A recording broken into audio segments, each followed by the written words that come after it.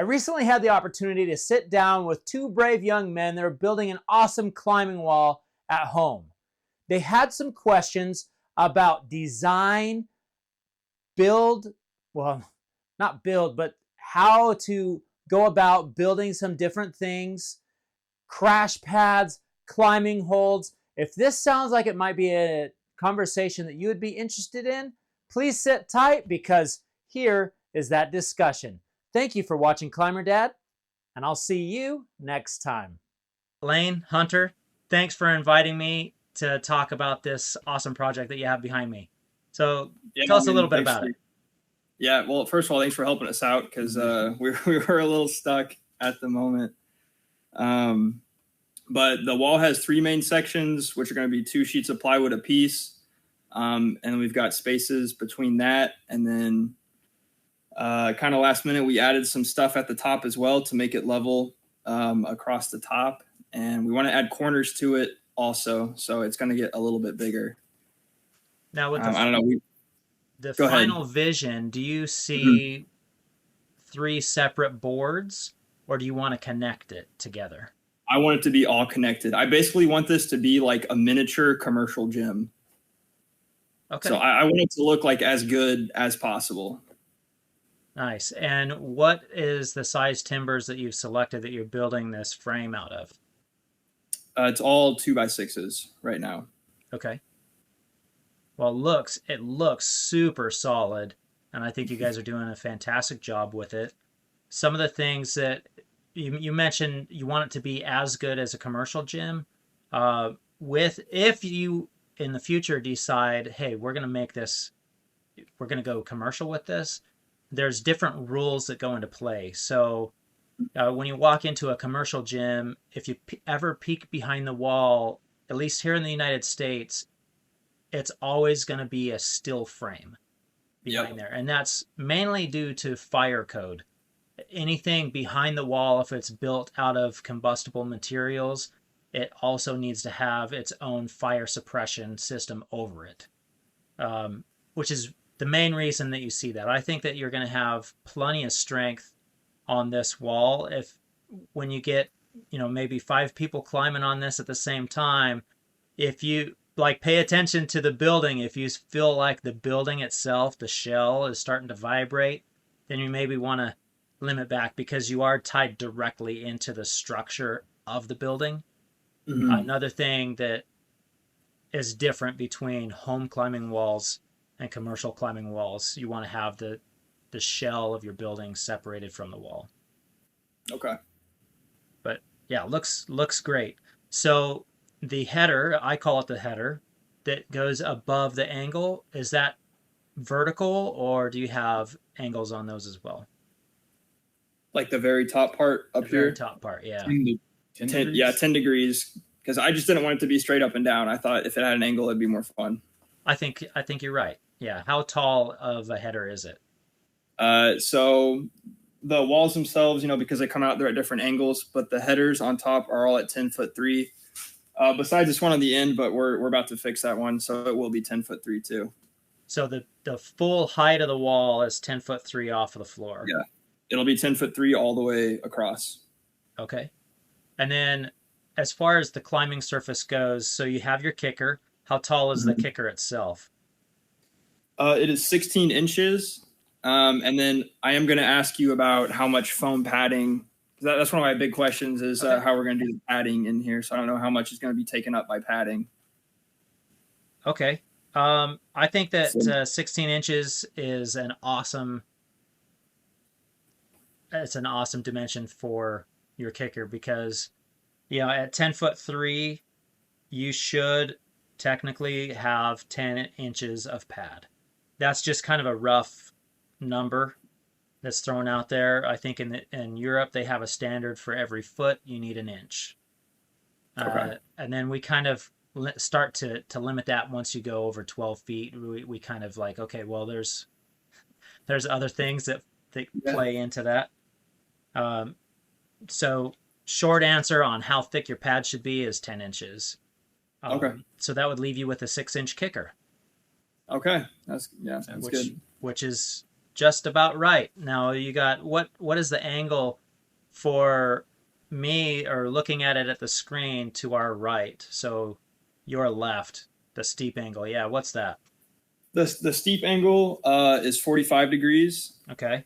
and then the one on the opposite end is 20 degrees, and then the one in the middle here, the bottom part is 25 degrees, and then the top part is 35 degrees. So it's like splits in the middle. Oh, on purpose. Yeah. I mean, we shouldn't have done that because it's adding some prevalence. Yeah, it is. It has been hard to work with, but I think the final product, it'd be very cool to have that like variation in the wall. Yeah, totally. Don't redo it, but I'll say, if in the future, go opposite so it bulges out. Okay. That's gonna make it harder for you when we concave like that. It allows you, which I guess could be a good thing, but it allows you to really suck your body into the wall more, and it actually makes it a little bit easier. Okay. So you can kind of put your body in a position, which you can do in climbing sometimes as well, but you can put the center of your body on the opposite side of the line that's created from your hands to your feet, making it just a different movement, maybe a little bit easier to stick in there. You can see it really pronounced if you're ever climbing over like a really big bulge where you're coming up and then you have a roof out here. It's almost, you can get into a rest position where you can put your hand way out and just kind of lean into your hand. I don't know if you've ever been in a place like that, but so on a small wall like this, we want to make it as challenging as possible. Right. And if we want to have some of those, then we can do it with a volume. Put a big volume on there and change it up. But I think that's pretty cool. Good, and 10 degrees, you're not going to really feel it like if you were going up at a 90-degree roof coming out. Yeah. Yeah. Which is what I had on my very first wall. I was like 6 feet vertical and then 4 feet to 6 feet dead horizontal. And I realized, like, oh man, I can just get up in here. It's almost cheating because I can do a rest halfway through the roof, just some very restful moves. Whereas if it was kind of bulged out, that stops that. Gotcha. Okay. I can be long-winded, guys. I'm sorry. What's some other? So you had a question about the foam, 10 inches. What other questions? How we're going to end up putting the plywood between these sections of wall, because we've got 16 inches between the three main walls, and it's a little hard to explain. But the way they're angled, it can't just be a solid piece of wood. Like, we have to divide that section up into several pieces. And we didn't know the best way to go about that. So it really depends on how fancy you want to get with it. Mm-hmm. And I'll tell you both ways to do it. You can divide it up into, it's going to be divided up into at least 2 planes. The easiest way to do it is to take the plane from one side, the less steep side, and run it straight over, and then at a 90-degree angle, come down so it meets the other plane. And you're creating some corners in your wall, so it's getting into these places where it's going to allow some harder spots for route setting to get really creative with it. The other way to do it is to go from one corner. So let's see if I can draw this. I don't know. I think we might already kind of have set up what you're going to talk about next, because we have these 2 triangles here that we could show me. Let's show everybody what you're talking about. I'm gonna walk this over here. Let's sit you on a chair here.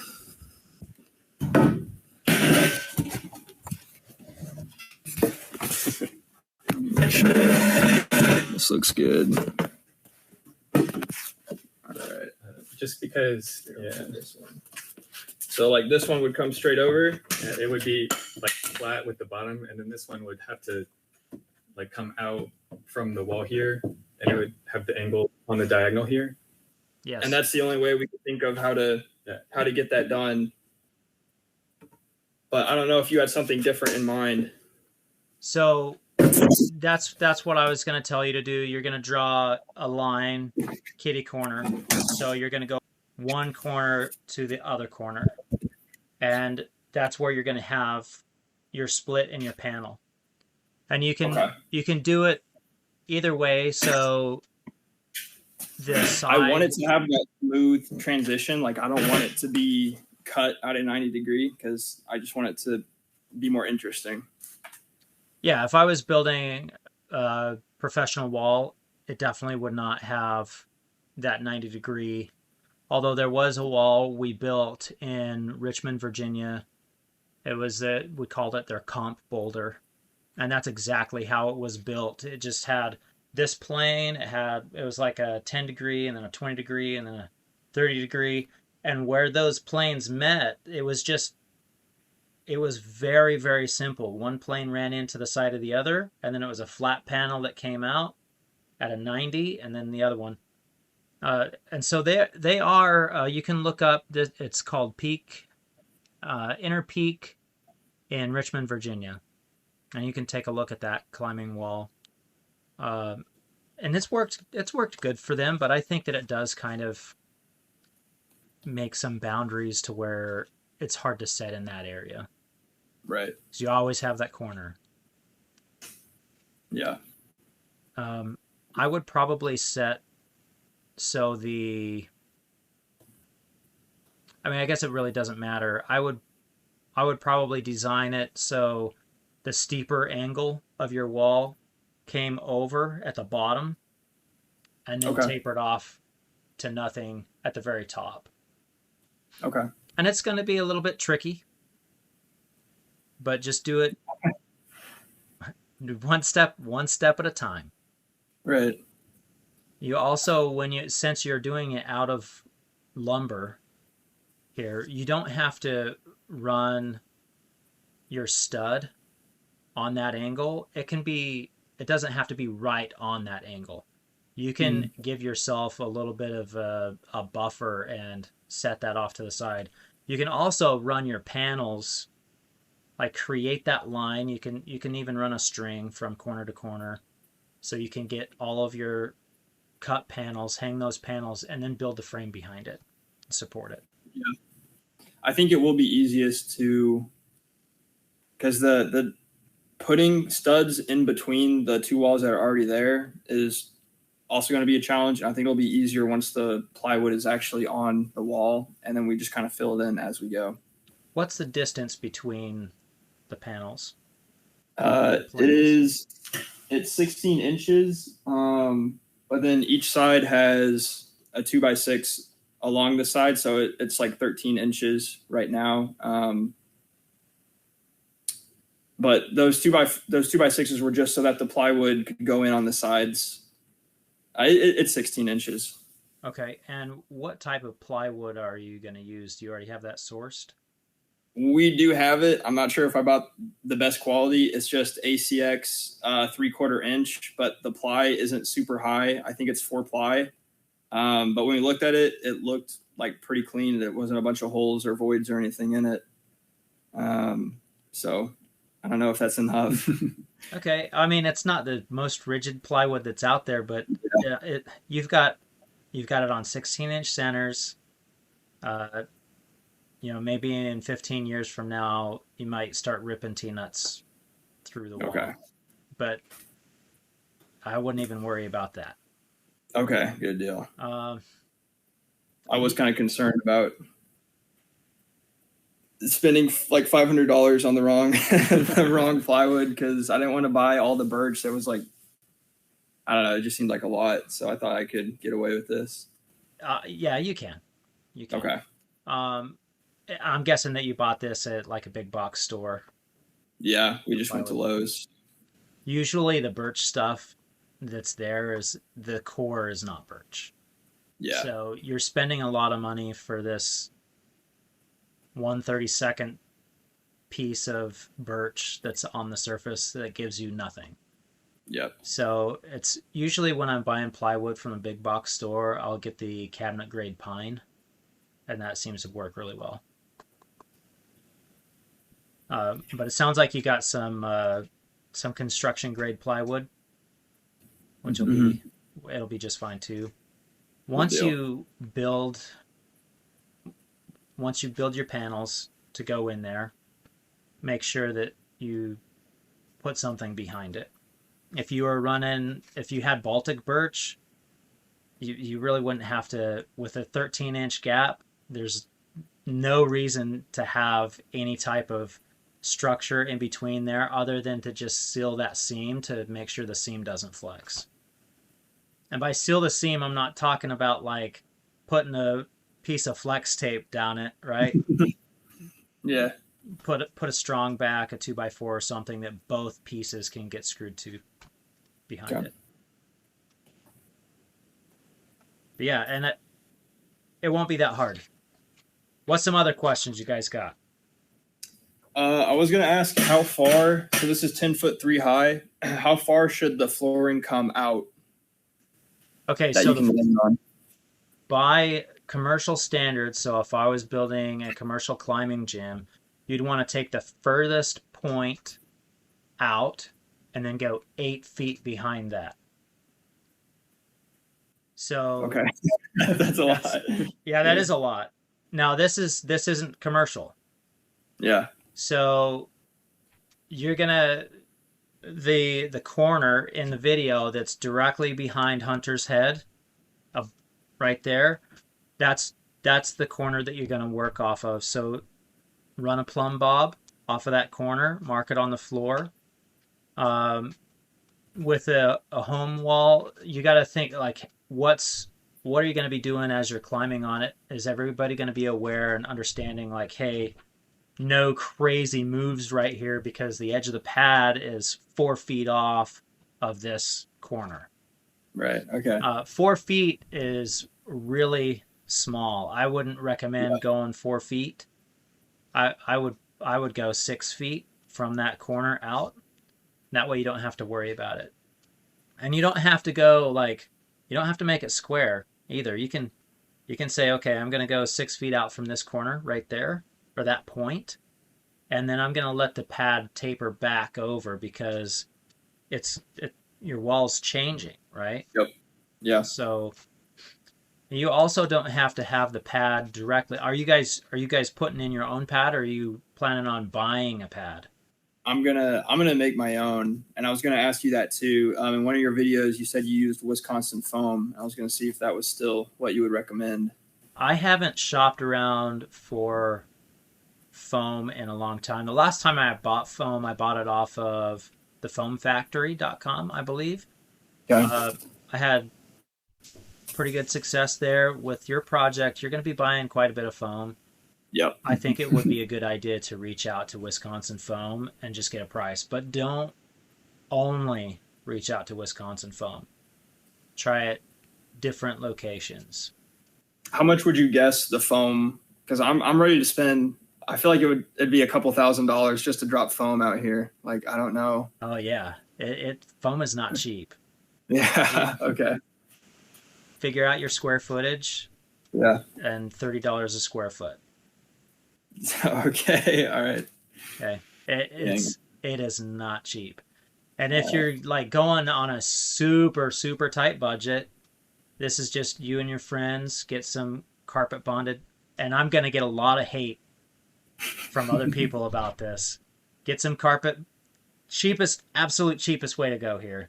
Carpet bonded foam, put that down, and that's like your security.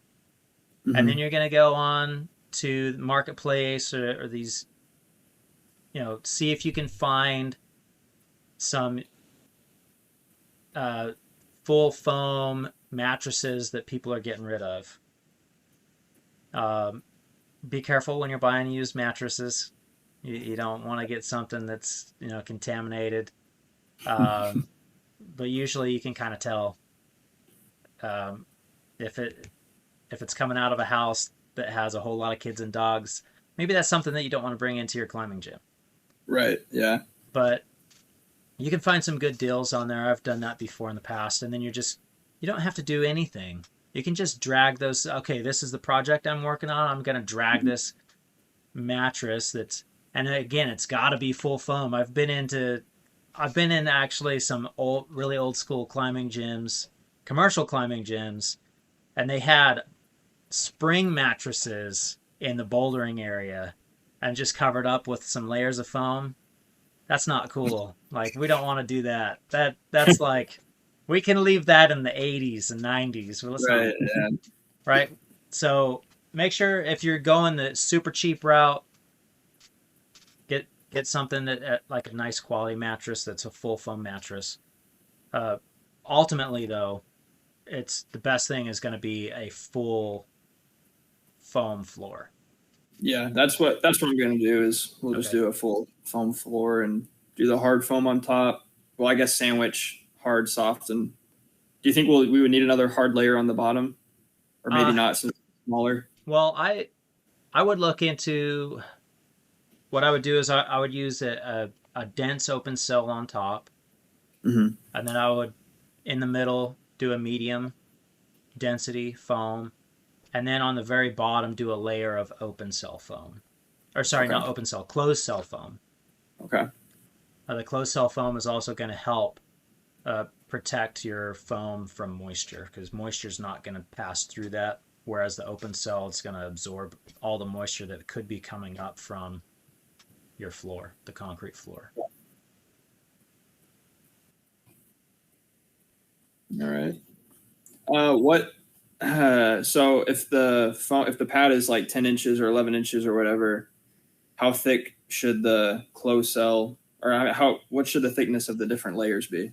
The ratios. So let's say we're going. Let's go with the 10-inch pad. I would go 2 inches, 6 inches. Actually, no. I would go 2 inches, 7 inches, and 1 inch. Okay. You could, I mean, you could shop around. I think that if you went with a 2-inch, 6-inch, and a 2-inch with your closed cell foam, that would be okay. That would give you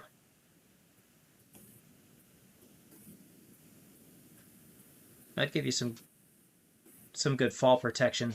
And this isn't super high either, so you could just go with 8 inches of open cell and 2 inches of closed cell on the bottom.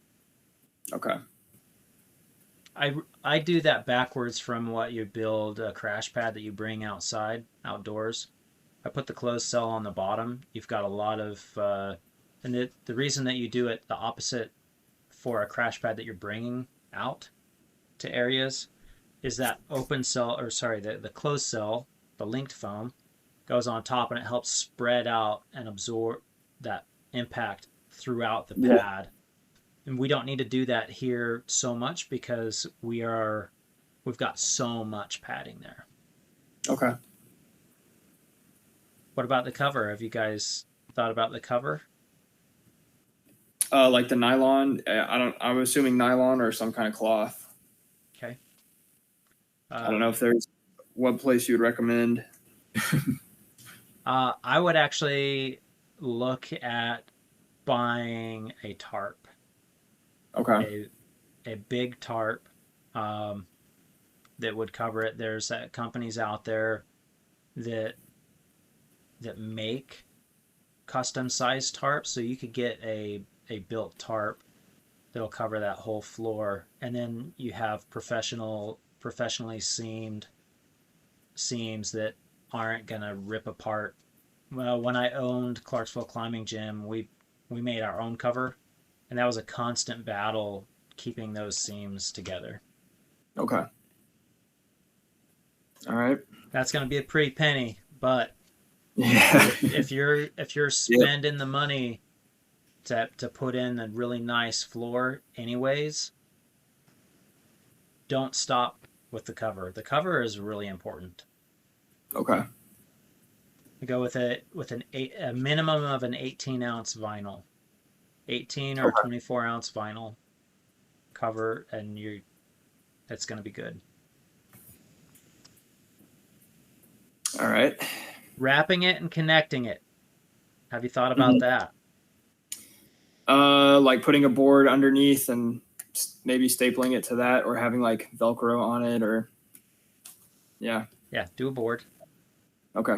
So you're gonna build a perimeter around with boards. You're gonna nail that directly to the concrete floor. Make sure it's okay with your dad first before you start digging Okay, so holes. actually, I can't go directly into the floor because the shop is heated with PEX tubing, which runs through the concrete. So Okay. That'd make it a little bit harder. Yeah. Mhm. You got to have some way to be able to attach it. If you glue a board, there's quite a bit of pressure that's caused when you have a 200-pound guy falling from 10 feet and hits that pad, and it's gonna pull. It's gonna want to come in that cover. That's why you want to have something that's heavy duty. You can't just have some like, you know, pleather fabric or something like that up there. It's gonna rip apart because you have all of that energy that's going down, but it's not just going down, it's pulling in from every corner. If you glued a board down, it might work. Okay. That's a might. Yeah. So Okay. We'll figure it out one way or another. yeah. It might be a good idea to like price this all out, but reach out to some different companies like Asana. Say, hey, here's my dimensions. What can you do for me? Because to have a pad built by a company, it's going to be more money, but how much more money will it be? And it's not going to give you any issues. It's going to be fully wrapped foam that all you're going to do is when it gets there, you're going to flop it down and tape it together with some really heavy duty Velcro for on top of the seams. Okay. You also don't have to go all the way up to the kicker. You can keep a gap like especially over your 45-degree wall, you can have a gap of 12 or 16 inches is probably a bit much, but you could probably get away with that there. You might even be able to get away with that with your middle wall that's at the bottom is at 25. What height does that transition to 35? Exactly halfway up, so 4 foot, just a sheet of plywood. Okay. It's just half and half. Yeah. All right. That sounds good. So yeah, that could save you a little bit of having what I call it a trench between the pad and the climbing wall. If you have little kids running in there, you might lose them in that trench, but all right. They'll find their way out.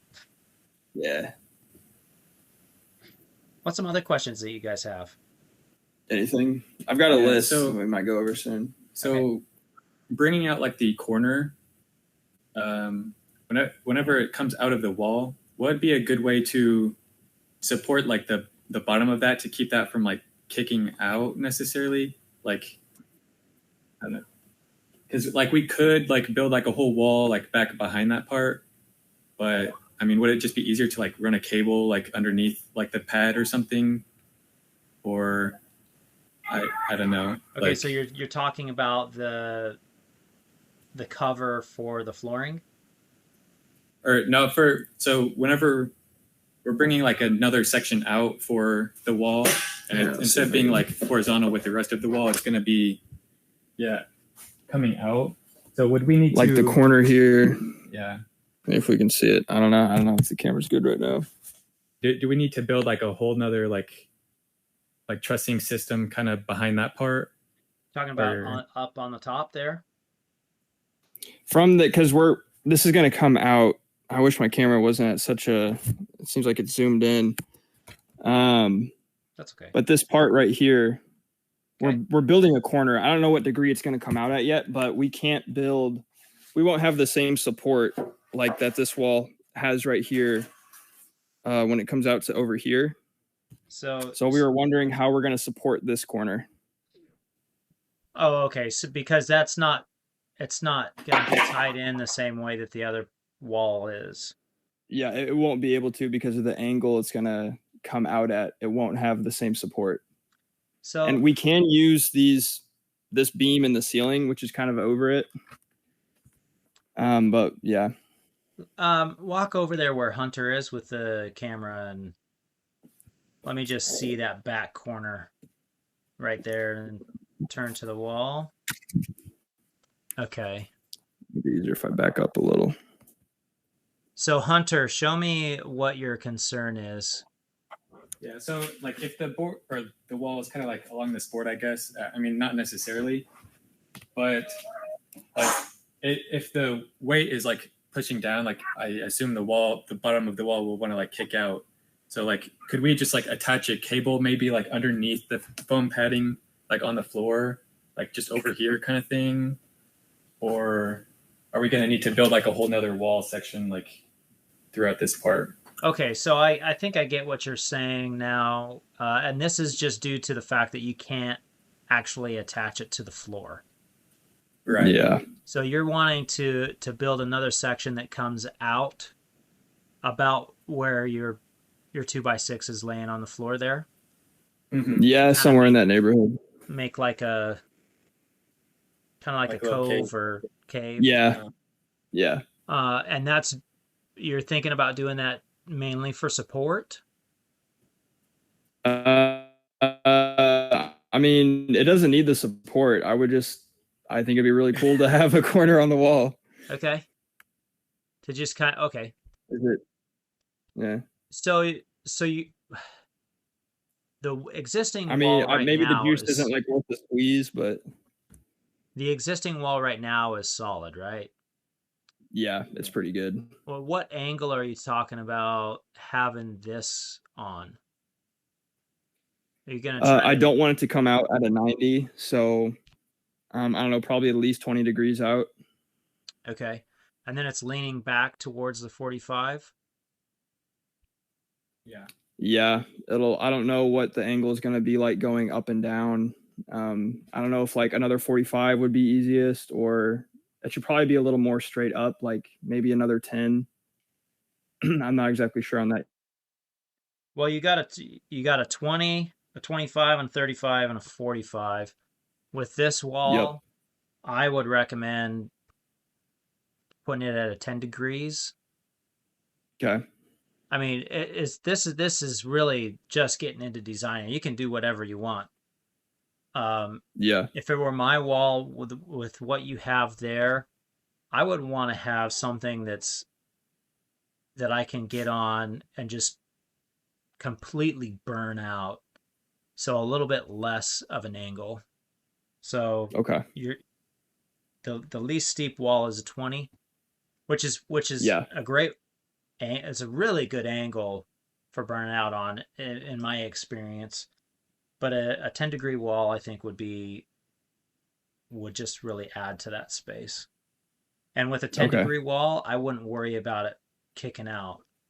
Your main structure there is super solid. Gravity is going to hold it to the floor. Okay.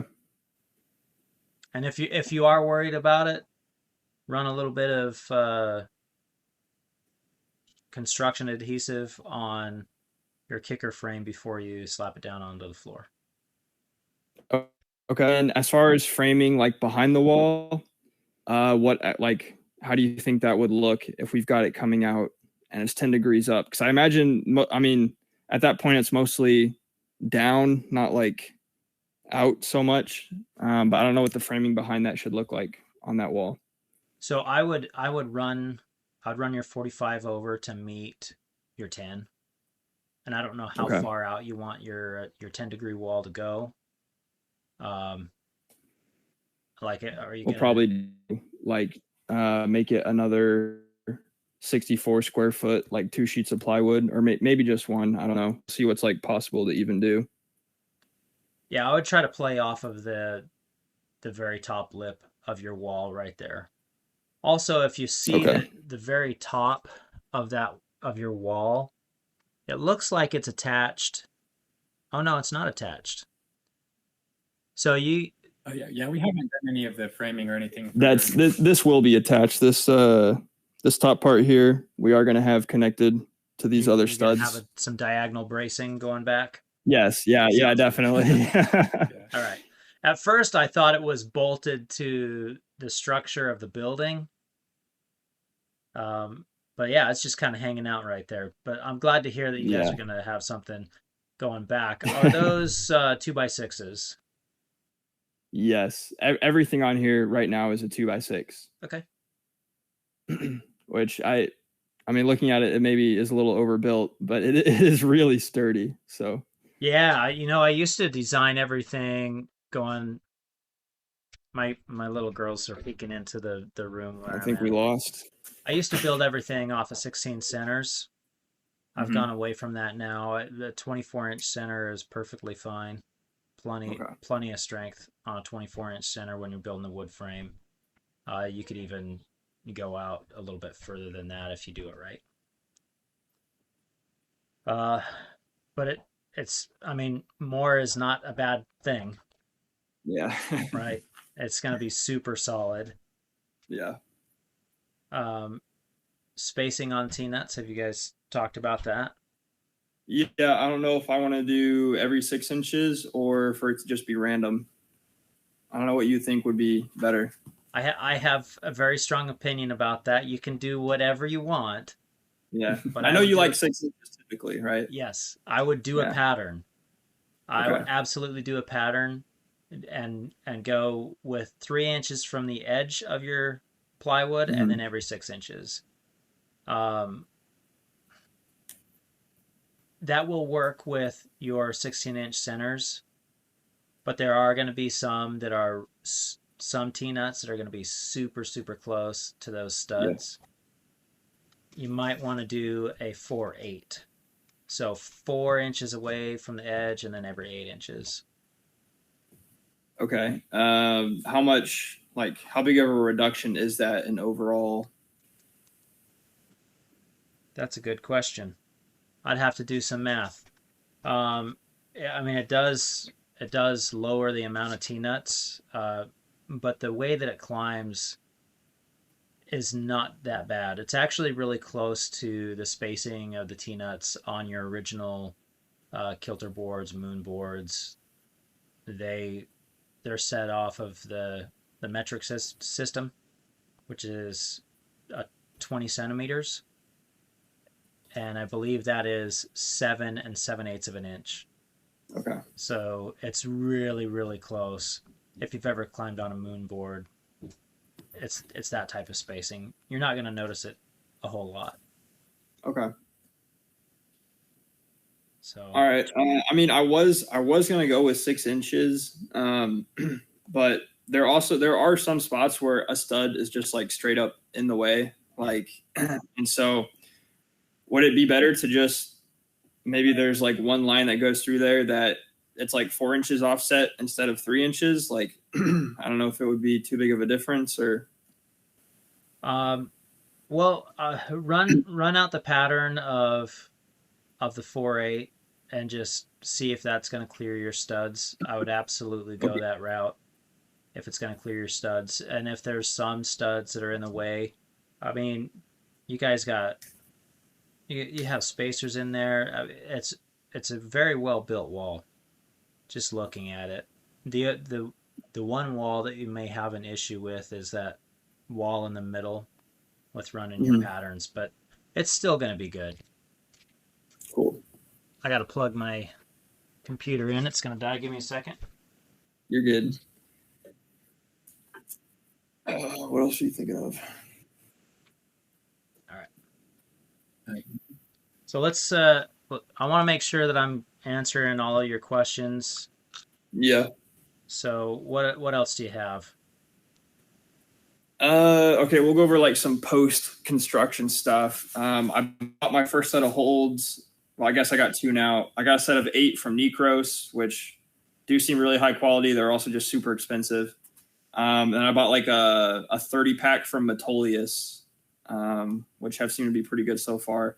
As far as buying bulk, who else or what company would you recommend? And we are going to be making a lot of our own as well. Awesome. Okay, I mean, you got a lot of square footage there, so I would look at, you said your local climbing gym. How far away is your local climbing gym? It's an hour away, and I've already called them, and they told me they weren't selling anything Okay. as far as holds. I Occasionally, could maybe yeah, I could maybe go down to like Climb Bentonville or something. I haven't called them, but that's like a 4-hour drive for me, so I may be able to wow. head that way. But That's a long drive just to see if you well, can it buy some used well plastic. I would call them to see if they had any, but everything online is also really expensive too. So it may Right. the 4-hour drive may be worth it rather than you know. So as a climbing gym operator, if I picked up the phone and somebody said, "Hey, you guys got any used holds you're selling right now? I'm building this home wall, and I'm looking for something to fill it up with." Even if I had used holds that I was getting rid of, I'd say no. Um, However, if I had somebody come in and climb and they were, having a good time, and they come up to me afterwards and say, "Hey, I live an hour away. It's really hard for me to get in here. I'm building a home wall. Do you guys have any used holds?" It would be a whole different conversation. Okay. So, and that's not that's not being a jerk. I don't see that. Maybe somebody else would see that as being a jerk, but I feel like it's just a little bit more personable. Mhm. You're asking a business to support something that is potentially going to take away business, right? So Mhm. if you're showing them commitment, they're more willing to work with you. Okay. But check, yeah, I would check on used holds. Um, don't be afraid to fill it up with wooden holds. You guys, I know that you guys got tons of scrap laying around. Yeah, we have a Right? lot. So even if it's pine, pine is horrible to make climbing holds out of, but it's better than nothing. And if using pine, wooden, these scraps for your climbing holds to just get yourself started out, if that allows you to put a little bit more money in the flooring, Hmm. it's worth it in the end. And then Okay. you can slowly build up your good climbing holds and ditch the pine ones over time. Sure. Hmm. I really like Escape Climbing. They Yep. have some good holds.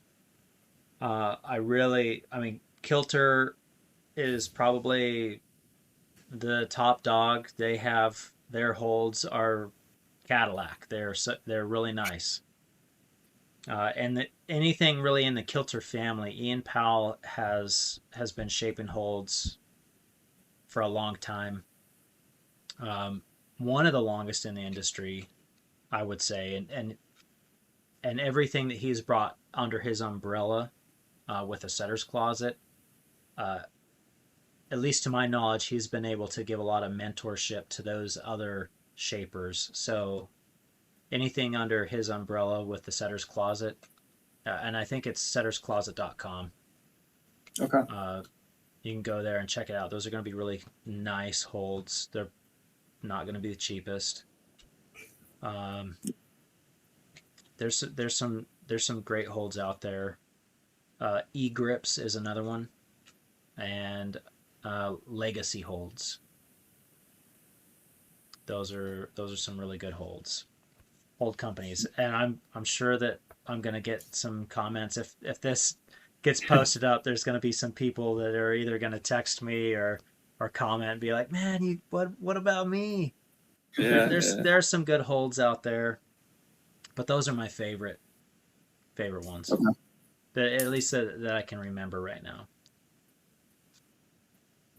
and they're not cheap either. But Yeah, and get good quality ones. yeah, You can get some real cheap ones uh, on Amazon, and they're going to climb real cheap too. yep, So I would almost some of the ones that you can buy that are like they're just a really good deal. I would probably prefer to climb on pine scraps and then like slowly build up to the nice ones. okay, yeah. All right. All right, so Paint on this size of a wall. Would you recommend mixing the sand in or blasting a wet coat? I would blast it. Okay. I like blasting it. I would roll and blast. Um, that allows you to get a really nice even coat. I've got a couple of videos about making a sandblaster that works really good for that application. Um, the type of paint, though, I would. I've used latex a lot for climbing walls, home climbing walls, and my own climbing gym that I built. Um, I would not recommend using latex.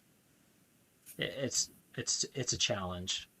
There's some two-part epoxy paints out there that they have an aggregate mixed in, so you don't have to worry about that at all. The problem with getting a paint that doesn't have its own aggregate and then mixing in sand is as you are painting that, the sand will slowly separate and condense to the bottom. Okay. And so you're going to have a very inconsistent texture. Okay. Does that answer your question on that? Yeah. So roll it, blast it, and then you go over it one more time. Yeah, twice actually. Twice. Okay. Depending on what type of paint you're using, but I would blast it and then I would roll it twice and then put a clear coat on top of it. So there's a lot of painting involved. Whereas Sure. if you pony up and spend the money on the two-part epoxy paint with the aggregate already mixed into it, you roll it once. That does sound pretty nice to roll it once. Okay. Yeah. I would also there's a lot of comments about installing the T-nuts after you roll it. And as Mm-hmm. long as you're not rolling it like you're a bridge painter, just Yeah. really slopping it on there, you're not going to have a problem. Okay. Especially with the angles that you have on your wall. Install your T-nuts, throw the panels on, and then paint it. Okay. And you're not going to have an issue. If you have an issue, it's because you're really laying it on thick, and just run a tap gently through that T-nut before you put and let it dry too. Don't look at it and be like, "Oh man, we got paint in this T-nut," and try to get it out immediately. Leave it leave it alone. Let it completely dry and then run a tap through it and clean it out and you'll never have a problem with it. Okay. So we talked paint, climbing holds, flooring, panels, design. Yep. What else you got? I had some notes written up. Let me take a quick look here. So I am gonna have, like I said, this is gonna be for me and all my friends. So I'm gonna have a lot of different people over here. What should I have people sign in case somebody does get hurt out here, so that nothing bad happens? Well, you're probably not gonna like this Mm-hmm. answer. Make an LLC. Talk to your lawyer. Okay. Yeah. I can't. That's one of those questions. If I gave advice on it, well, now Right. I'm liable. So Yeah. And I hated that because I had those questions too. And that was always the answer. Well, talk to your lawyer. Like Okay. Yeah. It depends All on right. what type of friends they are. Yeah. Yeah. Is I imagine Hunter isn't gonna like fall off of this wall and be like, man, I got I heard hurt my on your property. So just, but people are people, and I can't say anything Yeah. else to that. Yeah. Okay. All right. Talk to my lawyer. Let me see what else I Yeah. had here. Let's see. Well, time's just about up anyway. Okay. I guess now I want like a little roadmap on everything we need to do to get finished. So I know like I need the flooring. We need to build this corner out, paint, stuff like that. Like, if I want to get this done by November 23rd, Okay. so How you're gonna many have people? You two? 2 weeks. Actually, what day is it? We Okay. might have another person. Yeah, Okay. I could get extra help, but it'd mostly be just us. Okay. So 2 guys working on this. You want it done in a couple weeks Yeah. with flooring? Well, yeah, the custom order flooring I think might take a while to get in. Yeah. We have a couple extra mattresses we could. I do have like 4 mattresses I could throw down, Okay. in the meantime. But So you can start running sessions on it with you and your friends after you get it. yeah. Get this. Okay. So steps from what I see in the video, you're going to finish your framing. Mhm. Okay. Don't worry about the really intricate framing that's going to be in between the different planes. Just finish the bracing, finish framing out that far side, and then you're going to turn to sheeting. So your panels, prep your panels. Most of these are going to, it looks like it's going to be pretty straightforward. So all of your sheets that are going to be full 4x8 sheets, stack them up and drill. You can drill 3 at a time. That's usually what I do. 3, maybe 4. Drilling is, you're going to hate drilling by the end of this. But it's a big thing. Let's do all that. Install all your T-nuts. What type of T-nuts are you guys doing? I got like the 4 prongs, so we're gonna glue them and hammer them in. Okay. Make sure you just. I know they're not like the highest quality, but that's okay though. This is maybe like a a ton home of climbing. volume. Yeah. Yeah. The problem that I figure, yeah. the problem that you run into with the 4-prong T-nuts is that you're constantly setting. In a commercial gym, you grab your impact gun and you push on that bolt. And when you're pushing on that bolt, whether you're taking it off, it usually happens when you're taking it off because you want to have good contact in that bolt. So you're pushing your impact driver into that bolt and impacting it out, and that typically pushes it backwards. So it pushes it out of the wall, and that's where you have your problems mostly with that. So be aware of that issue, and you will likely not have that issue because you can really control it with a home wall. 4-prong works great for home wall, especially if you're putting just a little dab of glue, just a little bit on the barrel. So insert it, dab of glue, pound it in. Okay. That'll work good.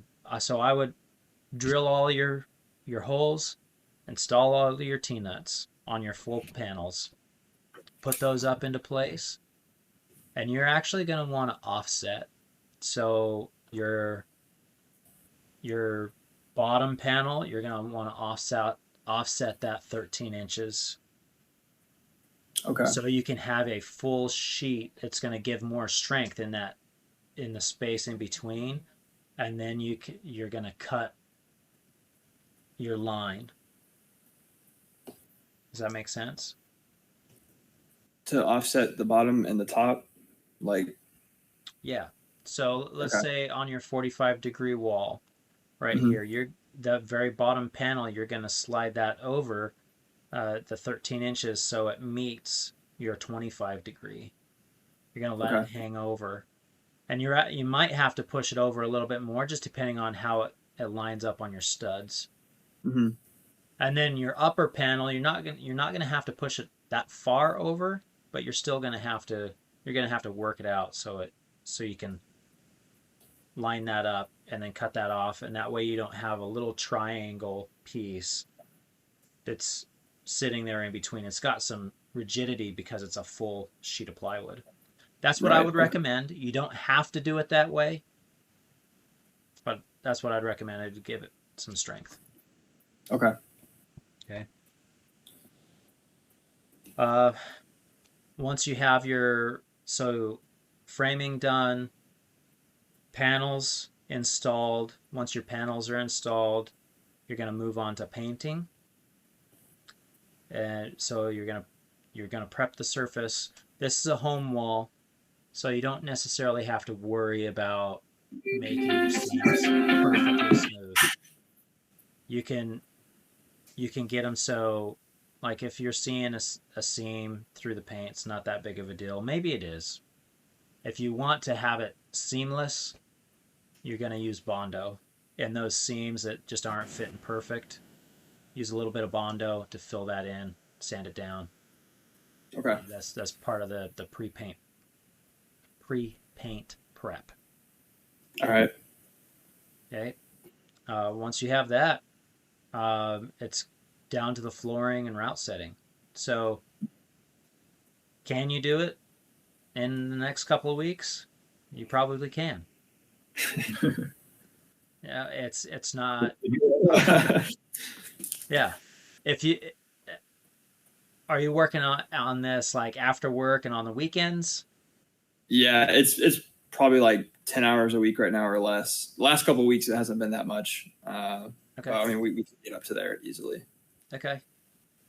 Well, those are gonna be some really hard hours. Well, how much time do you think we put in this so far? Like, I mean, half the time we stand around. We just talking talk about it, yeah. maybe like 25 hours each. I don't know. maybe not that much. Yeah, maybe between 20 and 25 hours a piece so far, Yeah. somewhere around there. Well, I mean, it looks really good, and I think this is going to be an awesome wall when you guys get it done. I would love to see some pictures of it when it's done. Yeah. What do you have anything else that you want to ask or say or? I think I pretty much got everything. Is there anything you were thinking about? Yeah, I mean, we went through everything on the list. Your dad asked about a truss picture. Yeah, my dad was wanting to see some pictures of like behind a commercial climbing gym, which I know is going to be steel, but because he was curious about the spot in between the walls too, on like how to frame that up. But I don't think it's going to be as big of an issue as we thought it was. Yeah, it's not going to be an issue. There's one commercial builder out there that I know of. They wouldn't even run. They wouldn't put a frame back there. If you offset it like I told you to, they would screw a strong back to that seam, and that would be it. And it would be a float. It would be a floating 2x4 or 2x6, whatever. They would just screw it behind and help hold that seam together.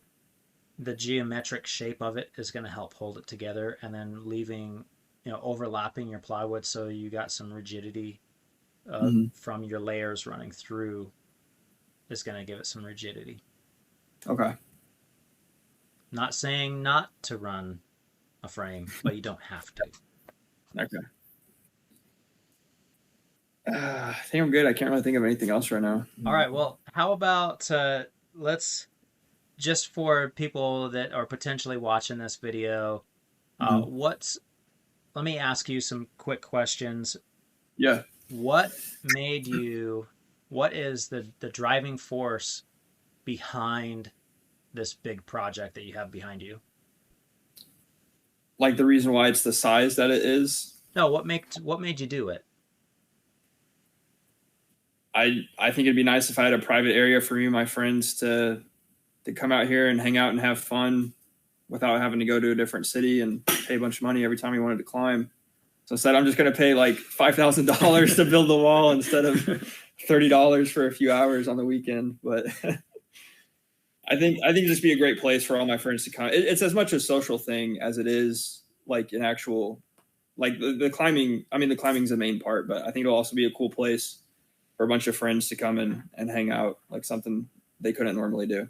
Yeah.